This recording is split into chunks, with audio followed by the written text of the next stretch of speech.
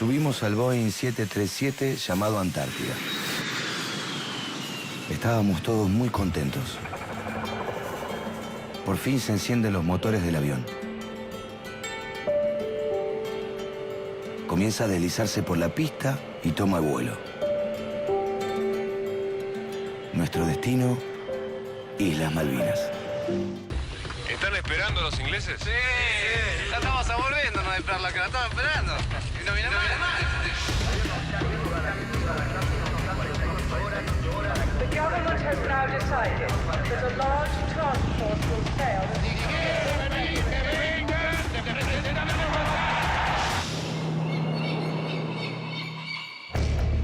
Hola, mamá. Espero que estés bien. Te escribo porque nos van a movilizar y después ya no podremos hacerlo. Estoy contento porque nos transportan en un crucero que se llama Ara General Belgrano. Estamos siendo bombardeados. No me imagino pelear con otra persona y no creo que tengamos que hacerlo. He visto caer 4 proyectiles. Te cuento que a veces no puedo soportar ver a mis compañeros. Algunos tienen miedo y se acuerdan de sus madres con lágrimas en los ojos. Todo lo que aquí haga será por vos, mamá. Te quiero y viva la patria.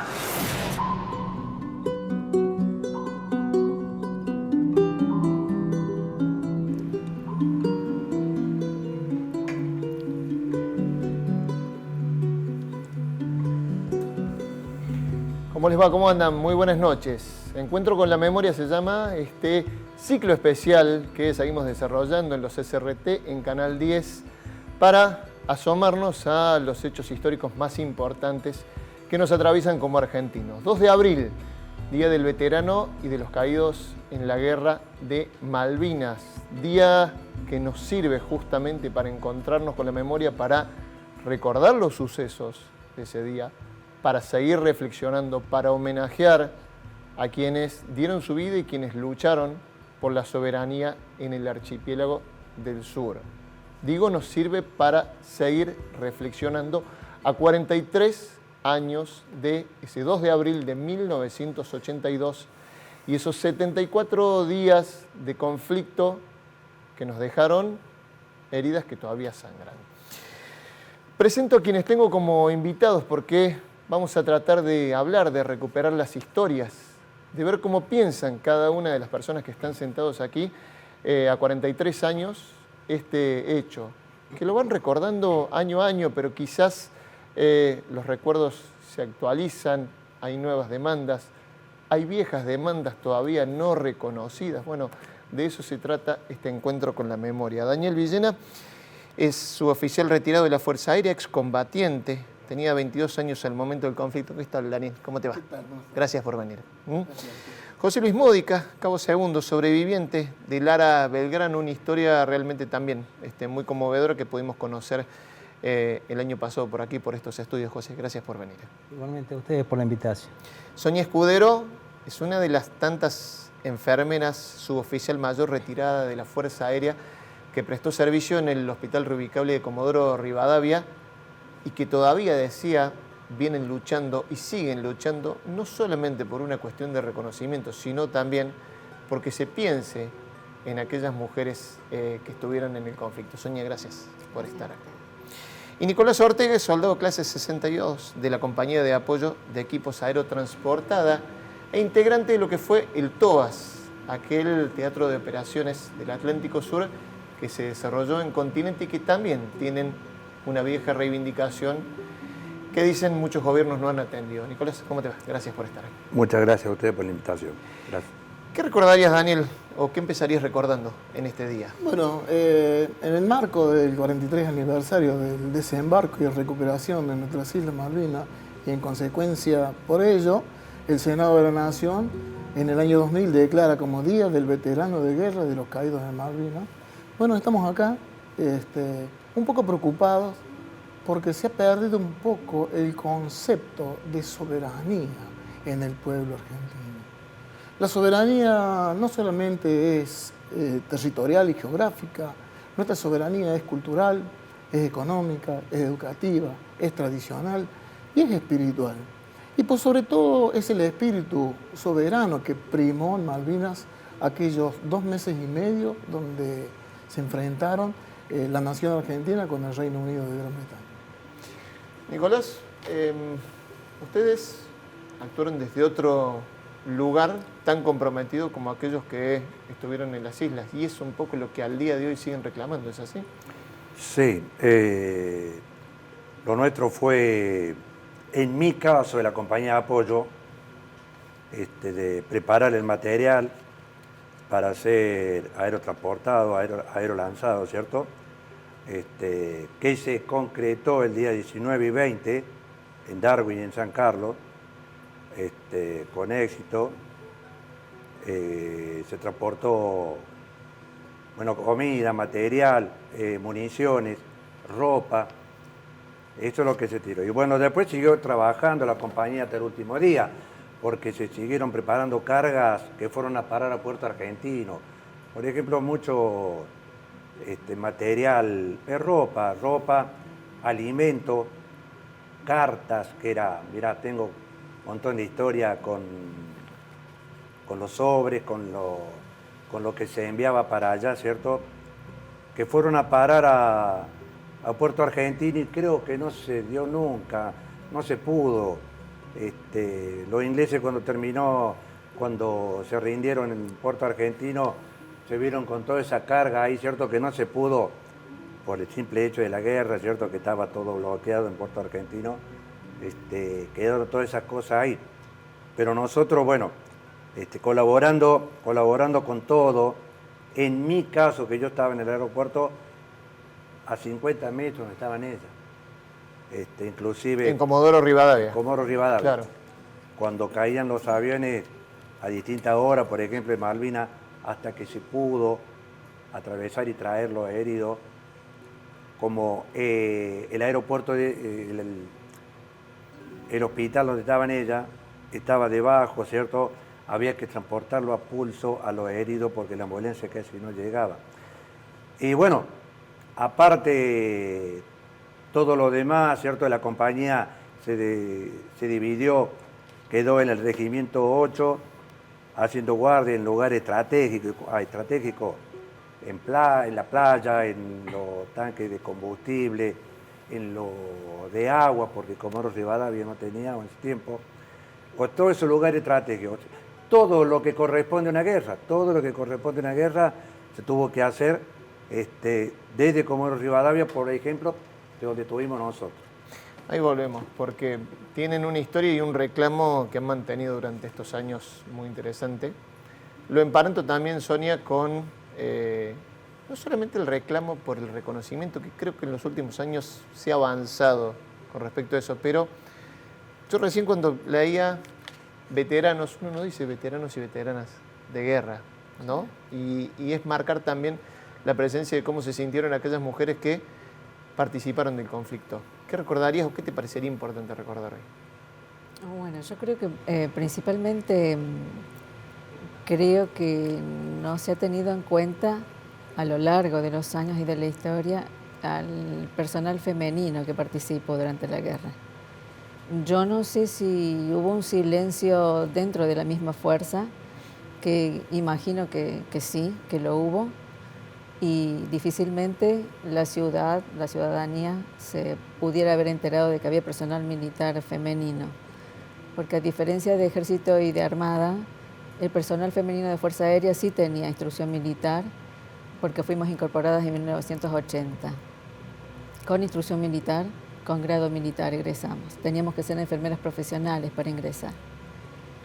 Ahora, en nuestra participación prácticamente, que fue asistencial sin duda, fuimos desplegadas estratégicamente a Comodoro Rivadavia con el hospital reubicable, porque ya se había estudiado el suelo de las islas, que lo debe saber acá Daniel. No se podía asentar el hospital reubicable, que es un hospital que se arma y se desarma, que tiene 11 módulos, absolutamente completo con quirófano, sala de esterilización, internado, laboratorios, rayos, y desplegado en distintas unidades, lugares del mundo que la ONU prestó asistencia sanitaria. La primera fue durante la Guerra de Malvinas, ahí se estrenó ese hospital. y la asistencia bien estuvo hecha, prácticamente ubicada como puente aéreo, como dice acá el señor, porque difícilmente se podía reabastecer o autoabastecer en las islas el personal. Entonces necesitaba de ese puente aéreo para asistir, tanto desde donde se desplegaba, porque el hospital estuvo desplegado a 100 metros del aeropuerto, y del aeropuerto salían los Hércules en sus vuelos rasantes con provisiones de armamento, de material sanitario que preparábamos, de los bultos de ropa, como dice acá el señor, de comida, de alimento, y se llevaba eso y se evacuaban los heridos al mismo tiempo que se descargaban las islas. Esos vuelos se hicieron, por supuesto, noche por medio prácticamente, durante toda la guerra. Me voy a asomar un poco a un material histórico que ha recuperado la producción, que tiene que ver con el 3 de mayo de 1982. 2 de mayo hablamos con José y se producía el trágico hundimiento del Ara General Belgrano. El 3 de mayo se daba a conocer a la población argentina de esta manera. El gobierno de la República Argentina, ampliando lo informado por el Estado Mayor Conjunto, en su comunicado número 15, hace saber, primero, que a las 17 horas del día 2 de mayo, el crucero Ara General Belgrano fue atacado y hundido por un submarino británico en el punto situado a los 55 grados 24 minutos de latitud sur y 61 grados 32 minutos de longitud oeste. La dotación del buque es de 1.042 hombres. Se están llevando a cabo operaciones de rescate de sobrevivientes.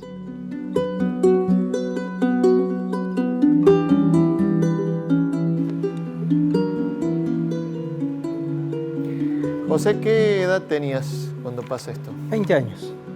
20 años. ¿Cómo...? Hay una historia muy interesante que contás de lo que son las horas posteriores, pero ¿cómo llegas al Ara Belgrano?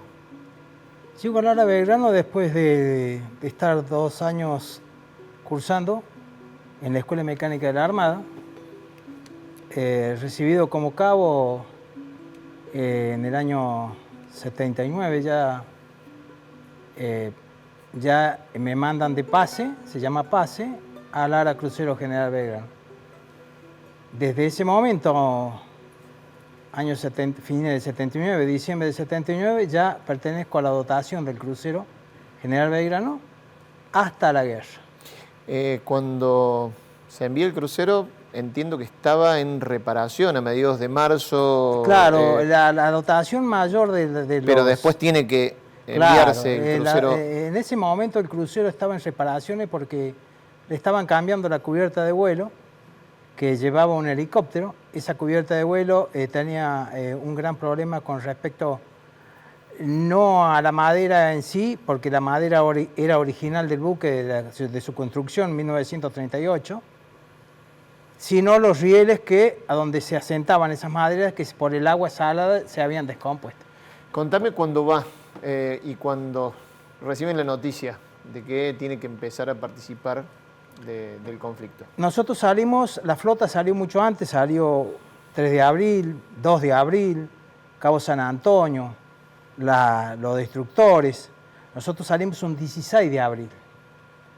Destino, por el momento, Ushuaia. Y dentro de Ushuaia, en el camino a Ushuaia, era toda una incógnita. No éramos 1.042, sino éramos 1.093 hombres.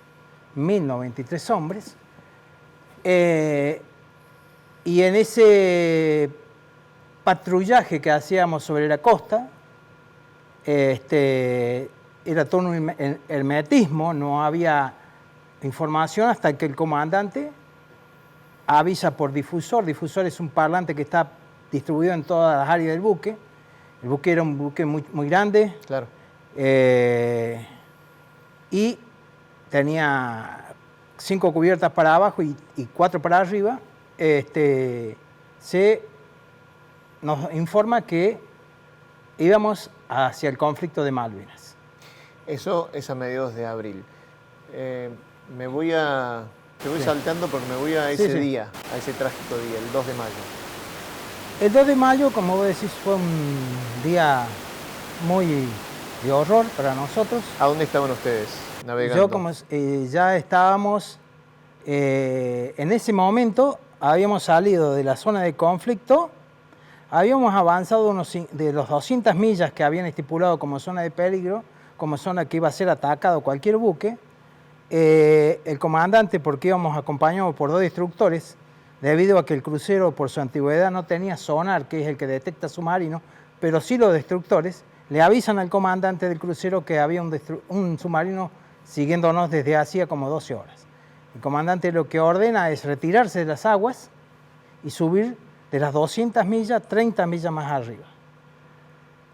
O sea, fuera de la zona de conflicto. Fuera de la zona que quede claro, digamos, que había fue declarado siempre, zona claro, de que iba a ser atacado. Igualmente el submarino nos sigue porque el submarino se comunica con su base en Inglaterra y Margaret Thatcher ordena, la ministra de Defensa ordena un talón. Después de, bueno, imagino el caos de esa explosión que se siente, comienza la evacuación y comienza también otra... No comienza la evacuación. Comienza el despliegue de zafarranchos de combate. Cada uno debía cubrir sus puestos para tratar de mantener al buque a flote.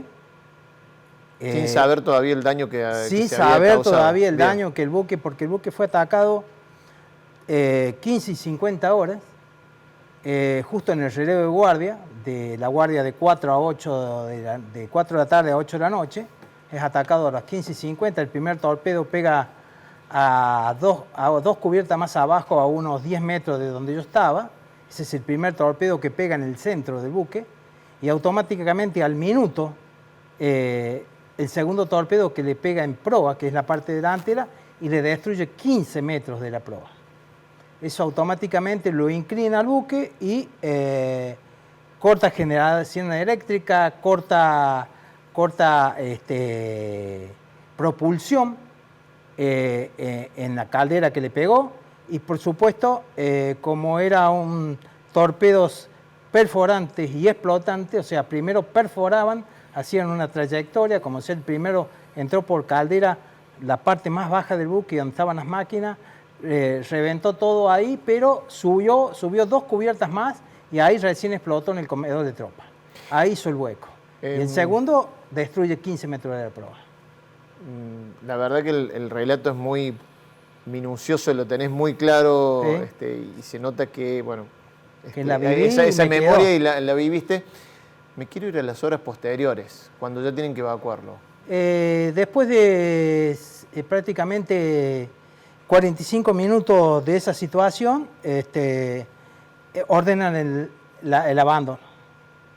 Ese abandono, por supuesto, con mucho personal herido, mucho personal quemado, mucho personal atrapado, debido a que el impacto del torpedo hace ingresar agua por proa, 15 metros, imagínate vos que destruir 15 metros de un buque, eso lamentablemente, con las balsas que se empezaron a tirar, las que llegaban cerca de proa, las pinchaba porque las esquirlas del buque habían quedado abiertas, las pinchaba y las tragaba, con gente o sin gente. Claro. Y el del lado nuestro, donde yo estaba, en la parte del centro del buque, bueno, ahí ver mucha gente quemada, porque la explosión produjo fuego. El fuego produjo mucho daño. Al no estar sin luces, también ir a oscura era un buque muy grande, muy difícil de si uno lo conocías como yo lo conocía, yo hacía 3 años, así que yo podía andar a ciega dentro de ese buque, porque lo conocí muy bien.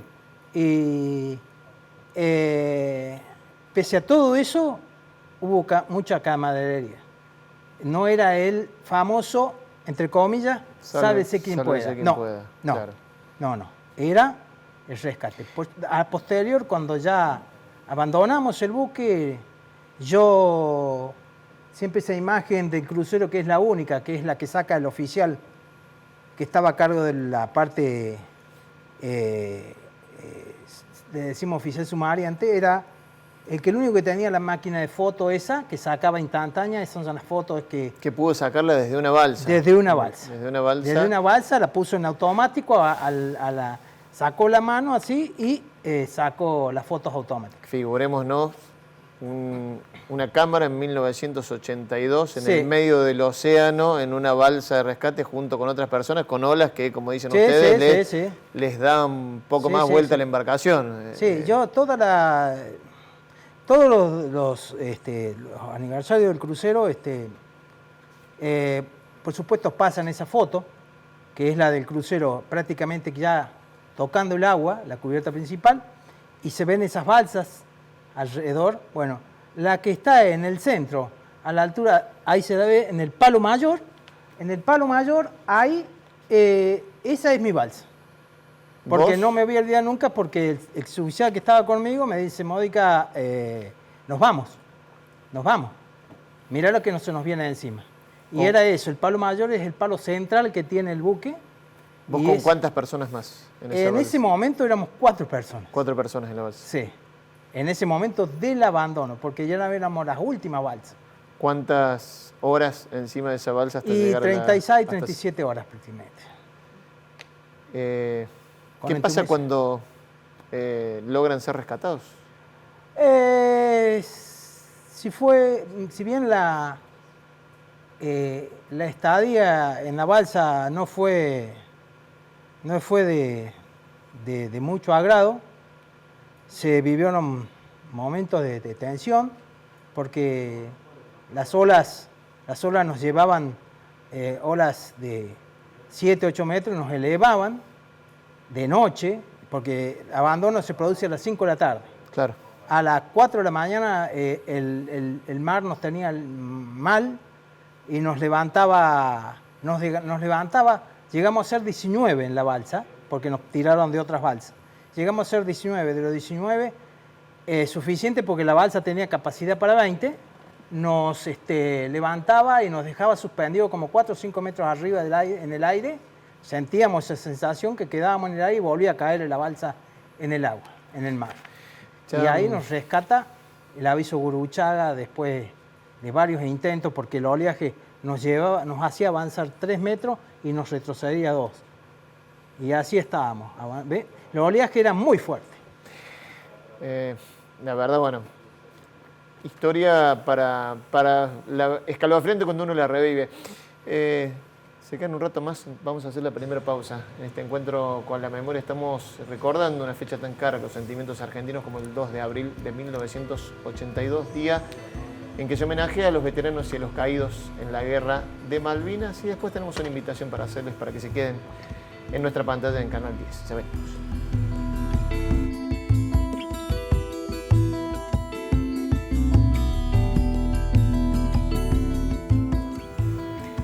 Seguimos en este especial de Encuentro con la Memoria por Canal 10, por los medios de los SRT. 2 de abril, Día del Veterano y de los Caídos en la Guerra de Malvinas. Daniel Villenas, ¿qué edad tenías en el momento de la guerra?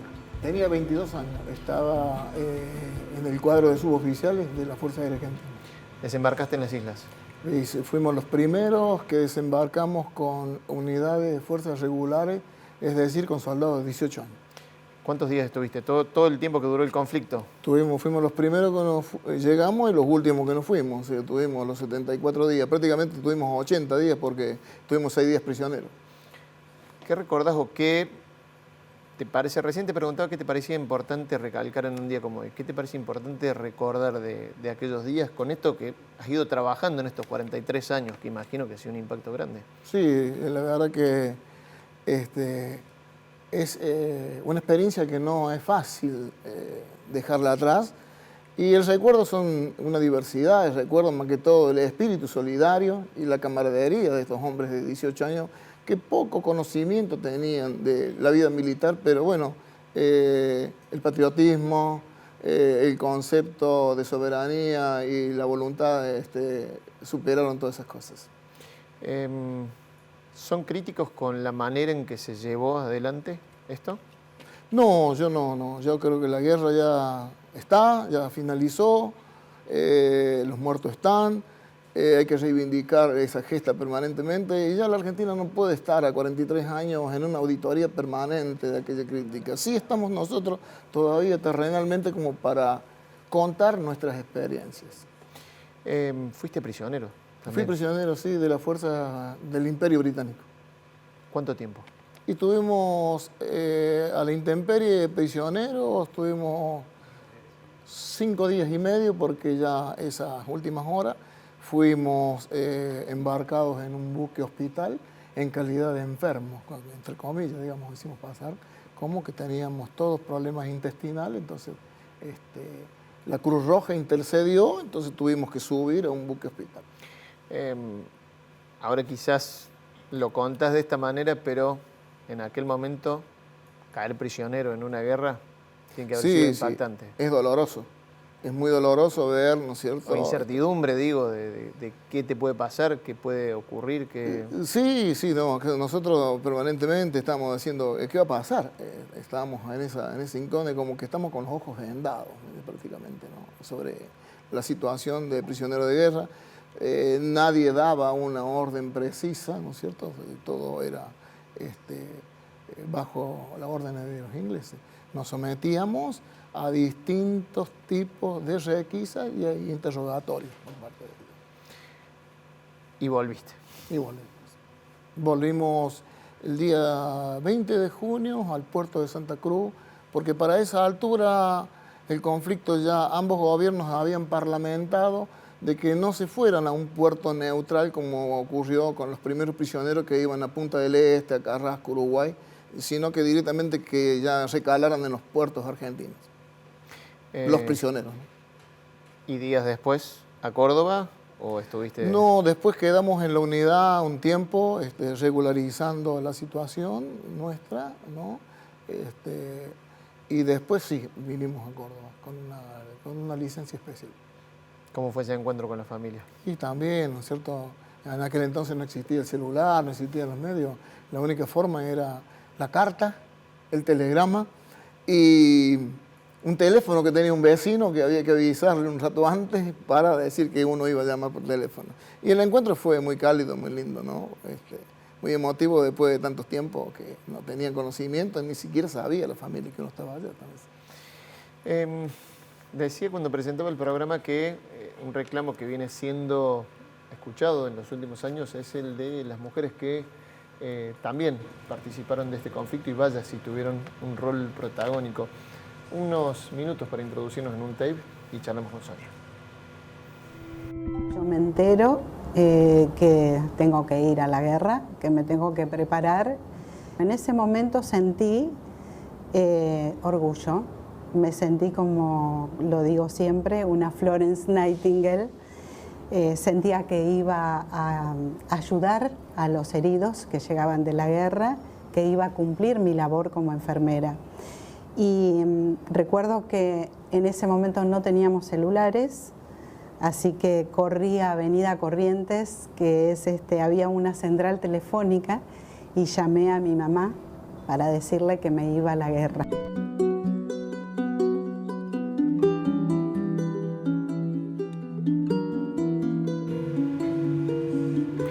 Lo cuenta una de las enfermeras que estuvo y Sonia, si no te escuchó mal en algunas entrevistas que has dado, 12 de abril del 82, te comunican que tenés que partir y a dar servicio. A ver, contame. No, a mí me avisan que el 5 de abril, el 5 de abril, que tenía que viajar el 7, junto con mis 5 compañeras que fueron previamente allá. Contame cómo fue esa experiencia. Lo que pasa es que yo tenía mi destino en geriátrico de Ezeiza y vivía acá en Córdoba sola con ella, con mi mamá. Así que me tenía que despedir porque teóricamente iba a las islas. Pedí autorización, cosa que no se podía hacer, pero bueno, fue piadoso mi director en ese momento. Me autorizó a venir y estuve en Semana Santa con mi mamá acá, me despedí. Ella siempre creyó que iba a las islas y el 12 de abril Ese lunes me presenté en Palomar a las 6 de la mañana, me proveyeron el casco, el armamento y bueno, yo llevaba un bolsito, no sabía, nunca había ido al sur, no sabía que tanto frío hacía. Me sorprendió el aterrizaje en Comodoro Rivadavia, donde ya se había desplegado el hospital. Me encontré con mis compañeras y ahí se empezaron a desempeñar las tareas, que era justamente el de recibir los heridos, porque los vuelos sanitarios se empezaron a hacer para evacuar heridos, se empezaron a hacer el 29 de abril. Recibimos los primeros heridos. En ese momento iba avión, piloto y mecánico. Y el 13 de mayo aproximadamente se incorpora médico y enfermero. La primera enfermera que fue mujer y es la única veterana reconocida desde el año 83 por haber cruzado las islas esa noche. ¿Qué es lo que viste ahí? Nosotros recibíamos los heridos tipo 3, 4, 5 de la mañana, cuando se podía, que traían, que evacuaban, 5, 12, 15 o 20, depende. Bueno, había heridos, bueno, por supuesto pie trinchera, no habíamos visto que es el pie congelado, ¿no? Porque ellos se pasaron los soldados 70 y pico de días sin cambiarse las medias, por seguir en una trinchera, congelados. Bueno, heridos de armamento en pies, en manos, autoflagelados muchas veces, quemados en rostro. Todos chicos jóvenes. Sí, todos. 18 años, yo tenía 23. Vos también eras muy joven. Sí, todas nos habíamos recibido y a los 2 años yo ingresé a la Fuerza Aérea y en el 80 y en el 82 ya no tocó vivir eso. Soy enfermera Cruz Roja, casualmente conozco lo que es el Tratado de Ginebra, defiendo mucho lo que es la lucha de los soldados, del porqué y de nuestra tarea también, de acuerdo a los 4 tratados de Ginebra. Yo los tengo acá, sí, los puedo enumerar, que fue lo que prácticamente fue lo que cumplimentaron los que estuvieron en la zona patagónica, que se trata de no reconocer, lamentablemente, por mismos veteranos que estuvieron en las islas, que cuántos de ellos habremos curado cuando llegaron a Comodoro. Más allá de la importancia que tiene esos tratados bien. Que justamente, bueno, los tenés más que claros y ha sido parte del reclamo de estos años. ¿Cuál es la razón para no reconocerles a ustedes la gran tarea que realizaron? Como también se lo voy a preguntar a Nicolás. Exactamente, yo creo que del paralelo 42 para abajo, los que estuvimos, no se dice ni movilizados, ni desplazados, fuimos desplegados, que es diferente. Todos fuimos desplegados, tanto al área patagónica como a las islas, que siempre digo, nadie nació en las islas. En todo caso, todos fuimos movilizados. Claro. Pero se empieza a reconocer, en el año 92 nos entregan, o por lo menos al personal femenino que estuvo, yo ya estaba en Córdoba, el Congreso de la Nación me entrega esta medalla, me entrega el diploma como veterana de guerra, la Fuerza Aérea hace lo mismo. Y en el año 2000, piden así una nómina de todos los veteranos, yo ya estaba destinada en el Comando de Regiones, y excluyen a los que estuvieron del paralelo 42 para abajo sin haber estado en las islas por un sistema presupuestario. Es decir, ya se empezaba a pagar una pensión, entonces por cuestión de presupuesto dejaron afuera a todos los que estuvimos en el área patagónica. Que no es menor, digo, el reconocimiento, si se quiere, honorífico lo tenés por parte del Congreso de la Nación, por parte de leyes, pero los están dejando afuera de un reconocimiento que es más que importante. Sí, de reconocimiento de un beneficio, es decir, el reconocimiento, por ejemplo, nosotros en los desfiles 9 de julio, 2 de abril, por ejemplo, no hemos sido invitadas, salvo las que han sido ahora reconocidas en el año 2021 a través de juicio, 2 compañeras de las 14 que somos. Somos 14 las que estuvimos, estoy hablando siempre de Fuerza Aérea. Claro. 2 han fallecido, una ha sido reconocida desde el año 83, Liliana Colino, y en el año 2021, Reynoso y Morales, que están ahí, que salieron en el tape, ellas fueron reconocidas como veteranas por juicio. Quedamos 10 ahí. Pero hay 4, que somos nosotros las cordobesas, que sí hicimos juicio en el año 2011, en el año 2015, la Corte Suprema dictaminó que no. Es decir, bueno, quedamos las cordobesas en un limbo 4 cordobesas. ¿Y eso les excluye de las conmemoraciones, de los actos de oficiales? todo. Es más, me iban a invitar para me hablas de que quienes tienen una sentencia judicial, sí, algo sí, ella que sí. Sí, estamos sí. hablando, a ver, en algo en donde quizá hay un acuerdo, si se quiere, mayoritario en la Argentina y de la población de reconocer el valor de las personas que estuvieron en las islas, de las que estuvieron prestando servicio en territorio. No le veo mucho sentido. Ninguno ¿no? estuvimos en las islas, ¿eh? Las Claro. 14 no estuvimos en las islas, salvo una sola que cruzó una noche y volvió. Esa hizo la diferencia. Y mis 2 compañeras tampoco estuvieron en las islas, pero tuvieron que hacer juicio. Hicimos juicio a nosotras las cordobesas y en el 2015 la Corte Suprema dictaminó que no porque nuestros abogados no apelaron. Y posteriormente a nosotras decirnos que no, a ellos les dicen que sí. Así no se entiende, estamos en un limbo. Quiero emparentar la historia tuya con la del reclamo de Nicolás, que también, digamos, pertenecieron a ese teatro de operaciones, que prestaron servicio, que estuvieron involucrados tanto en el conflicto como quienes desembarcaron en las islas, pero todavía mantienen ese reclamo, Nicolás. Sí, exacto, como dice ella, nosotros hace... Mirá, le tiene que haber pasado lo mismo a ella. Lo nuestro es un estado, como yo digo, hasta lo que escribí ahora... De abandono, decías vos. Abandono. De abandono en un escrito que habéis publicado. Sí, abandono porque el Estado argentino no ha abandonado a nosotros, totalmente abandonado. Y también, como pongo en el escrito ese, por una mísera moneda, como dice el tango, todo es presupuestario, todo es por plata. Así fue. Todo por plata. Y lo más triste de todo, que algunos, no todos, algunos, veteranos reconocidos, niegan también eso. Así fue. No sé por qué ellos, honestamente, el Estado sí sé por qué lo hace, por el tema presupuestario, pero ellos, honestamente, no sé por qué se pliegan al Estado, ¿cierto? Por respecto a no querer reconocer que sin nuestra ayuda, sin nuestro trabajo en toda la Patagonia, la guerra no hubiese durado más de 5 días. Porque todas las tropas argentinas que fueron el 2 de abril, me lo puede corroborar aquí el suboficial, se fueron con opuestos. Llegaron a la isla con opuestos. ¿Cierto? Y ahí estuvo el apoyo de todo ese teatro de operaciones. Por supuesto, porque era un toco y me voy. Argentina era entro y me voy. Y después lo tuvimos que quedar, se tuvo que quedar, ¿cierto? Y bueno, y ahí empezó el trabajo nuestro. Ahí empezó el trabajo realmente, el trabajo de ellas, el trabajo de la compañía nuestra, por ejemplo, el trabajo de toda la gente que hizo la colimba en los cuarteles del sur, ¿cierto? Con guardia, todo lo que pasaron, por ejemplo, había que hacer guardia en lugares muy distantes de los cuarteles.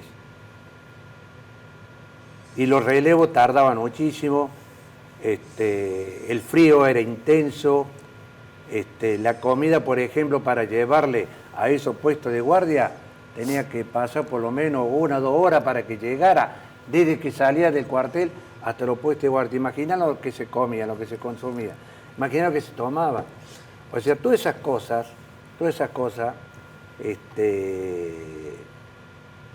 eran producto de la guerra, era toda orden de guerra. Todo lo que pasó en Malvinas se pasó en el continente. Se sufrió, se sintió de la misma manera. Exactamente igual. Me queda poquito tiempo. Si quieren, querías decir algo más, Sonia, pero quiero darle unos 30 segundos de cierre a cada uno. Decime lo tuyo. No, es que quisiera justamente apoyar lo que dice acá el señor, que sí también, es decir, toda el área patagónica estaba con trincheras, estaban los soldados también con sus pies congelados, también hacía frío, no es que en las islas hacía una temperatura, en la Patagonia hacía otra, yo recuerdo muchísimo el frío, y además de los 17 muertos que hubo en el área patagónica, que se está tratando últimamente de desconocer, porque tratan que en vez de que sea 649, dicen y quieren el relato de 632, le podría enumerar quiénes son los 17, de qué murieron y haciendo qué y en qué fechas. Es decir, el último que se encontró fue el 15 de junio, que ya había terminado la guerra y era un soldado en la trinchera que estaba congelado, muerto de frío. ¿Dónde? En la Patagonia. Ese soldado que le decimos a la madre que no es ningún veterano. Es decir, lo mismo los pilotos que no alcanzaron a eyectarse, los torques de alarma, el muerto de un ataque cardíaco con su oficial en Río Grande. Estoy hablando de las 6 bases patagónicas en la Antártida, en la Patagonia. Es decir, todos esos muertos también están tratando de sacarlos de ese listado de 649, ¿no es así? Les agradezco a los 4, son Daniel Villena, José Luis Módica, Sonia Escudero, Nicolás Ortega, cada uno con su historia. Gracias por participar de este especial de Encuentro con la Memoria. Muchas gracias. Nos vamos a una nueva pausa, quédate, ya seguimos.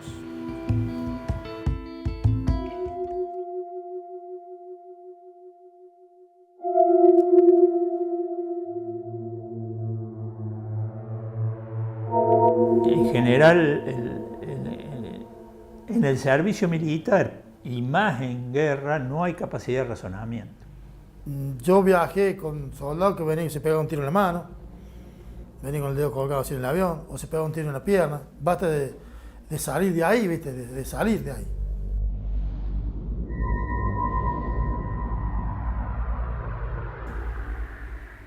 Sí, tuve miedo. ¿Querés que se termine de una vez por todas? O vivís o morís.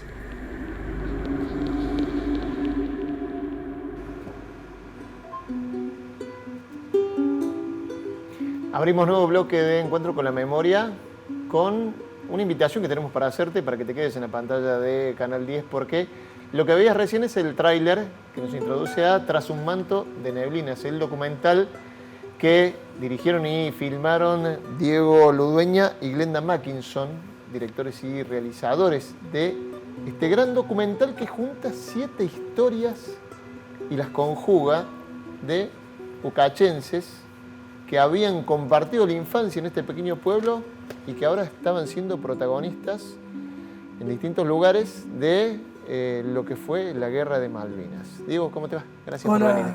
Gracias por la invitación. A ver, ¿cómo surge esta idea, contame, de juntar o de dar justamente con eso? Porque digo, es un hallazgo lo tuyo, lo tuyo y de la producción. Sí, yo soy de Ucacha, los conozco de toda la vida. Cuando fue la guerra yo tenía 11 años, 12 años, iba al primer año de la secundaria y 2 o 3 de estos muchachos que participaron, que estuvieron en Malvinas, iban a 5º año del secundario, en el año anterior. Y bueno, para mí no solo que eran los vecinos, sino que cuando se produce la guerra, eran nuestros héroes. Y bueno, a mí me quedó, como creo que a toda la generación que vivimos esa guerra, nos marcó de alguna u otra forma. Bueno, yo me dediqué a la comunicación y a hacer documentales y demás. Y bueno, y siempre tenía la idea de que tenía que registrar estos relatos para que no se perdieran. Y bueno, no eran muchachos, como pasó en muchos, que no hablaban mucho de lo que les había pasado allá. Y después de la pandemia, yo trabajo con Glenda Mackinson, que es una fotógrafa y directora de cámara, y le digo, tenemos que hacer esto. Me encontré con ellos allá en Ucacha, allá se hace una cabalgata el día previo, el día de la vigilia, que se llama el día previo al 2 de abril, se hace desde hace 20 años, es un pueblo bastante malvinero. Y me encontré con ellos y le digo, che, es la oportunidad de hacer algo, y bueno, me dijeron, bueno, este año sí. Y le hicimos una nota primero a Jorge González, después a Oscar Smith y así a todo. Y a partir de ahí se fue dando este documental que siempre digo lo mismo, sin la generosidad que tuvieron ellos para contar lo que vivieron, este documental hubiera sido imposible. Hay una parte de entrevistas muy interesante, insisto, los invitamos a verlo porque hemos podido proyectarlo ya en nuestra pantalla y es un documental imperdible sobre estas 7 historias. ¿Cómo fue conjugarlas? ¿O qué criterio tenían para decir, bueno, a ver, el relato de uno, el de otro, personas que a veces les costaba más sacar esta cuestión de la guerra? Mira, da la Ya casualidad, nomás en el tráiler vemos testimonios crudos, ¿no? Claro, da la casualidad que entre los 7 combatientes se representa casi todo lo que pasó en Malvinas. Vos tenés soldados que estuvieron en el continente, como Oscar Smith, que estuvo en Comodoro. Después tenés otros que estuvieron en la Gran Malvina, en Bahía Fox, otros que estuvieron en Darwin y en Ganso Verde, y otros que estuvieron en Puerto Argentino. O sea, abarcaban todo el territorio de la Guerra de Malvinas. Y además, entre los 7 participaron de las 3 fuerzas. Había de la aviación, la mayoría era de ejército, y también había de marina. Entonces nos parecía que cada uno iba a contar su guerra. Así lo dice el Jorge González en una, él dice, todos estuvimos en la misma guerra, pero cada uno vivió su propia guerra. Pues yo quiero que conozcan la mía, dice él.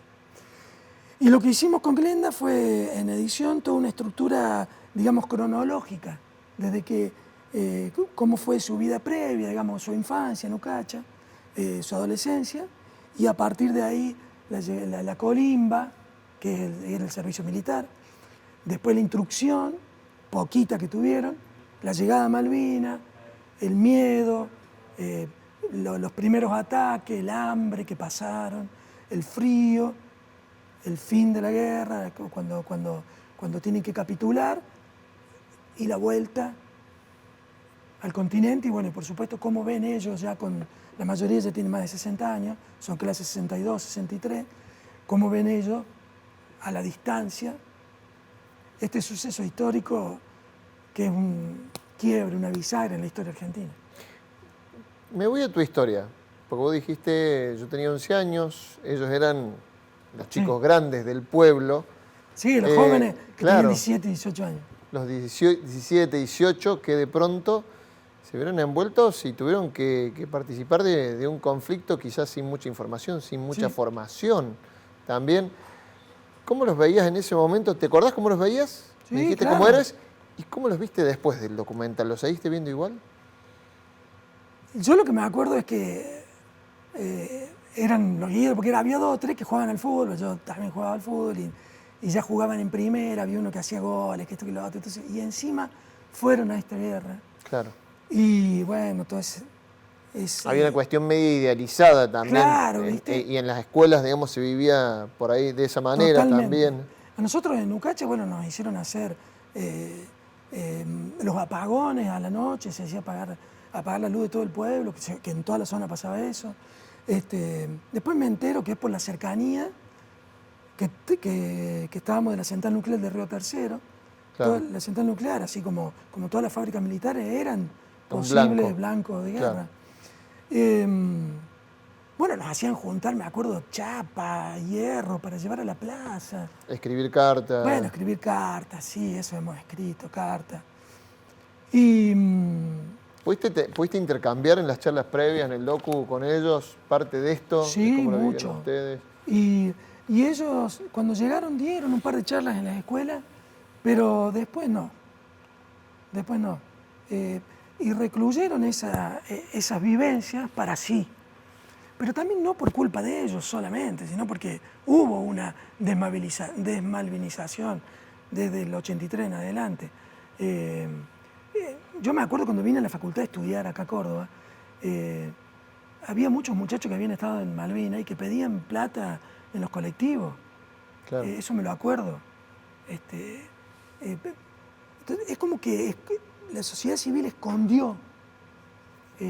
Como una vergüenza. Sí, como una vergüenza. Como una vergüenza nacional, sí, hasta que logró reconocerlo. Sí, después a con partir el tiempo, de los ¿no? 2000 en adelante, me parece que ahí empieza como un resurgir de esto. Y bueno, ahora, como te digo, estos muchachos ya son abuelos, ya tienen más de 60 años, y bueno, y por ahí la misma edad hace que ellos empiecen a querer contar. Por ahí los mismos nietos preguntan, y ellos se ven en esta necesidad de contar. Y bueno, y ahí aparecemos nosotros. Y a mí me parece que estos ya son registros históricos tener la palabra de estos muchachos que participaron de una guerra, como te digo, fue una parte central del siglo XX. Y que mira, si tengo un minuto, a mí me interesa decir esto siempre de Malvinas. Es necesario entender, hay varias posibilidades para llegar a la guerra, para comprenderla, para analizarla. Pero yo creo que lo fundamental es entender la importancia que tiene Malvinas. Y Malvinas tiene importancia geográfica, ambiental, económica. Inglaterra no está ahí porque son 2 peñascos en el sur del Atlántico. Es el paso interoceánico entre los 2 mares. En aquel momento era un lugar económico importantísimo. Estaban a un paso de la Patagonia, que ellos siempre quisieron estar ahí. Y fundamentalmente hoy exigen el mismo territorio de la Antártida que nosotros por haber usurpado Malvinas, Georgia y Sandwich del Sur. Y esto se va a empezar a discutir en la próxima década. En un momento lamentable también de un posicionamiento nacional para una causa tan importante como hablar de esta, justamente con, bueno, lo que decías vos, una desmalvinización que había hace un tiempo y un momento bastante particular con una posición, bueno, de marcado, por lo menos, no reclamo de soberanía, se quiere, o de planchar este reclamo de soberanía, algo tan importante y tan caro para el sentimiento de todos los argentinos y de aquellos que dieron la vida y que participaron del conflicto. 7 historias, 7 relatos de la Guerra de Malvinas, que lo vamos a ver en un rato nada más en Canal 10. Gracias, Diego, felicitaciones a vos y a Greta por el trabajo y a toda la producción. Muchísimas gracias a ustedes. Y bueno, está colgado en YouTube si lo quieren ver. Buen dato. Buen dato entonces. Encuentro con la memoria se llama esto, los invitamos a quedarse en la pantalla de Canal 10, porque después de recorrer todas estas historias sobre Malvinas que hemos pasado en este programa, después de hablar con el realizador de Tras un manto de neblinas, los invitamos a quedarse en Canal 10 y les agradecemos haber estado del otro lado. Chao, gracias.